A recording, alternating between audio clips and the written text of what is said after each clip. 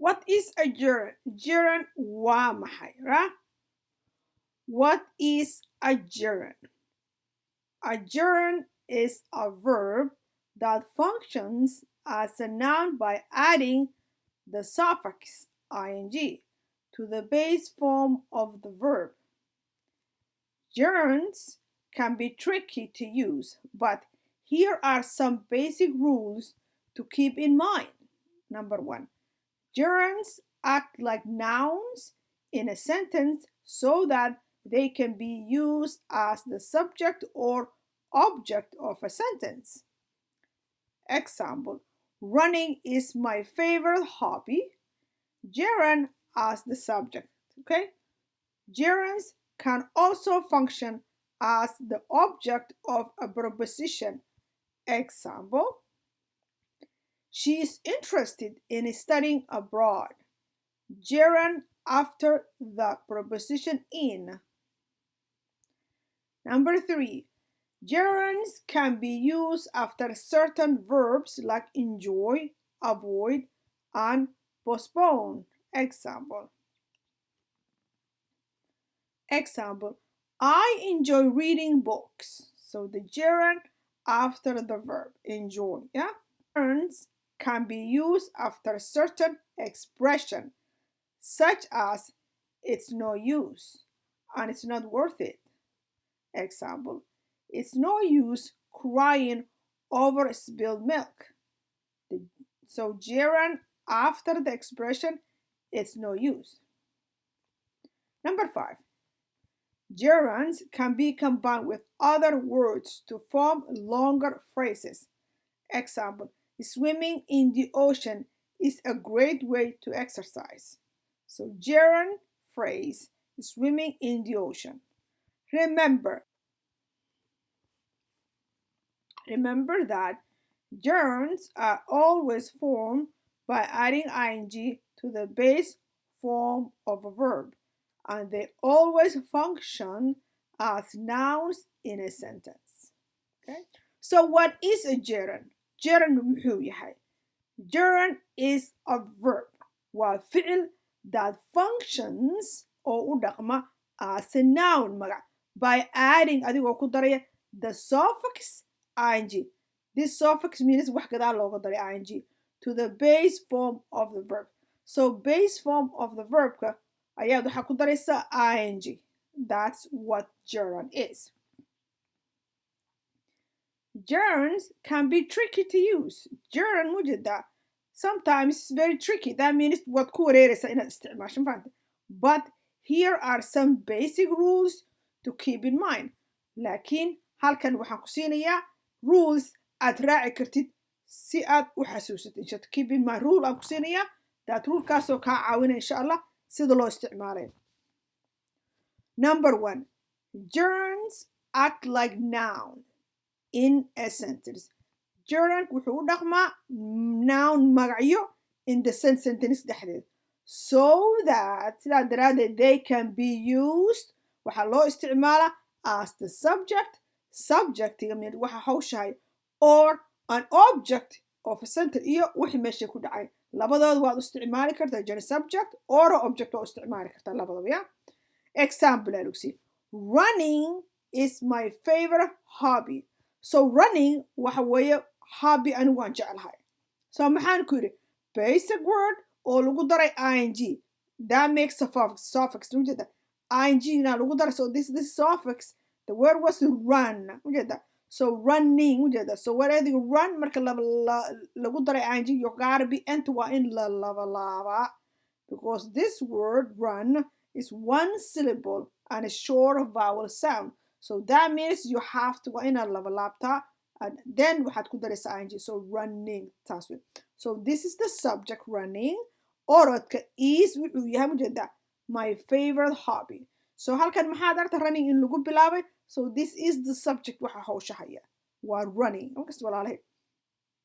Marka gerund as the subject. So this is the subject. The subject mujeda.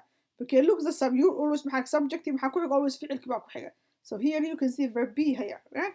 Verb to be waa ka arkaysa haga. Now let's see the object, okay? Number two, gerunds can also function as object muxuu u dhaqmaa object wixii meesha ku dhacaya ayuu u dhaqmaa halkan maxaan ku haysanaa object of a preposition ayaan ku haysanaa yeah so example she is interested in studying abroad macnaha waxay interest ku ahayd in ay abroad means bannaankii wax ka soo barato abroad majeeda not waddankeedaba inay dhoofto bannaankii wax ka barato ayay jeclay interested ku ahayd so halkan haddaan fiiriyo sentenceskaani this is the subject is interested mujeda is interested in mujeda laga bilaabo in studying abroad this is waa preposition or gerund after the preposition gerund inta halkan laga bilaabo mujeda this waxa waa inta wuxuu noqonayaa maxaa yiraahdaa meesha uu ka bilaabo prepositionka so this here studying waa object wixii meesha ku dhacay ma mogta isnaada subject ba hadduu subject ahaa la halkan uu tegi lahaa so maadaama uu ficilka kasii dambeeyo waa object weeyaan markaste so in studying abroad this study waa maxay waa gerundkaasoo dhaca maxaa yidhahdaa the word in preposition in kadib ayuu dhacaa so in then study so this is object while this one subject ah oo adkaysto inuu ficilka ka horeeyo halkan maxaad aragtaa inuu ficilki waa kana oo ficilku kasii dambeeyo that's object yeah okay number three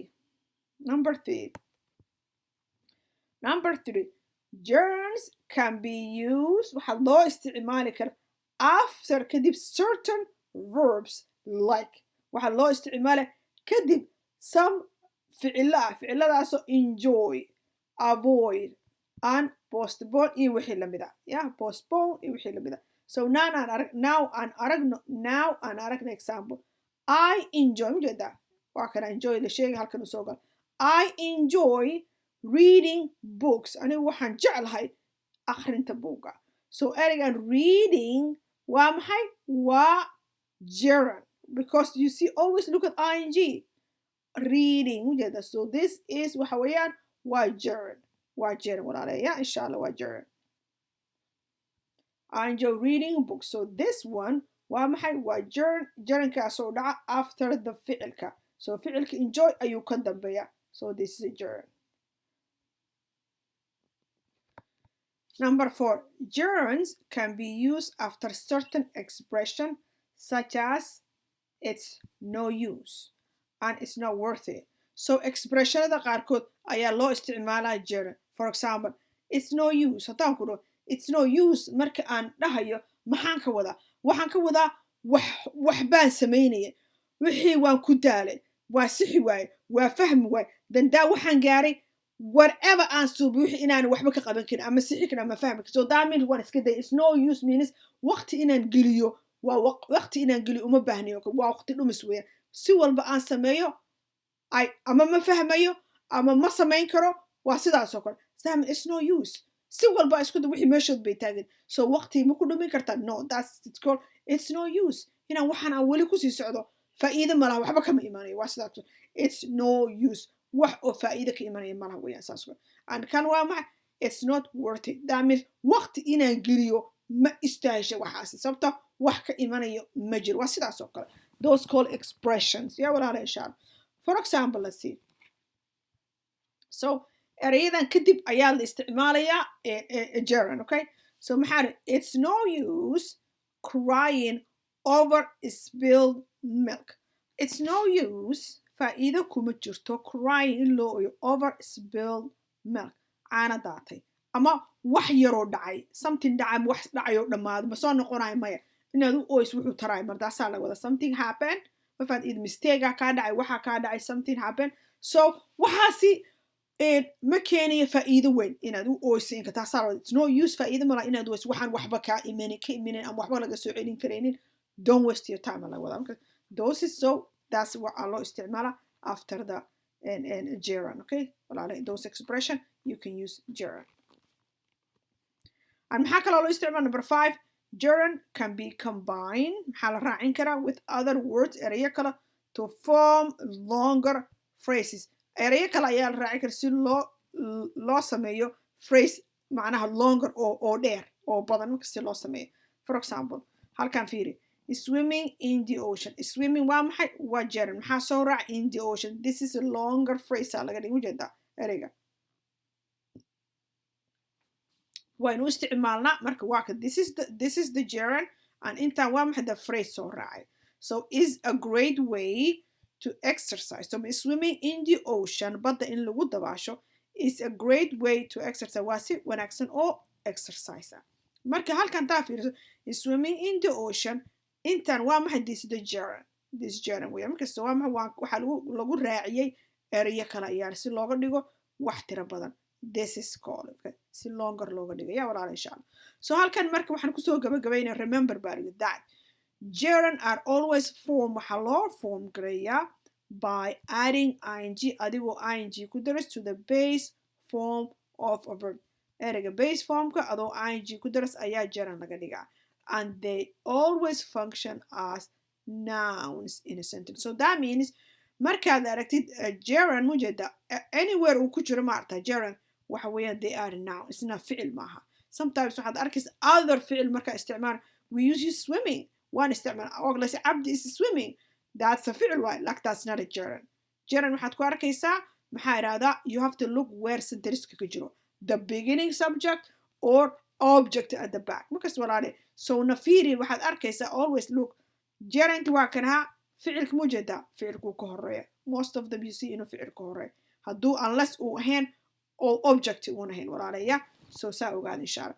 marka waxa weeyaan muhiimadda inta waxa lagu sheegay gerund always waxaad ogaad inuu ficil ahayn uu act as a noun inuu noun yahay yaa walaale insha Allah. I hope walaale dadkii inaga codsi inaa fahamteen waan idinku boobsiyaa u malaynaa sorry about that khayr baan idin rajeynaa. Assalaamu calaykum waraxmatullahi wabarakaatu.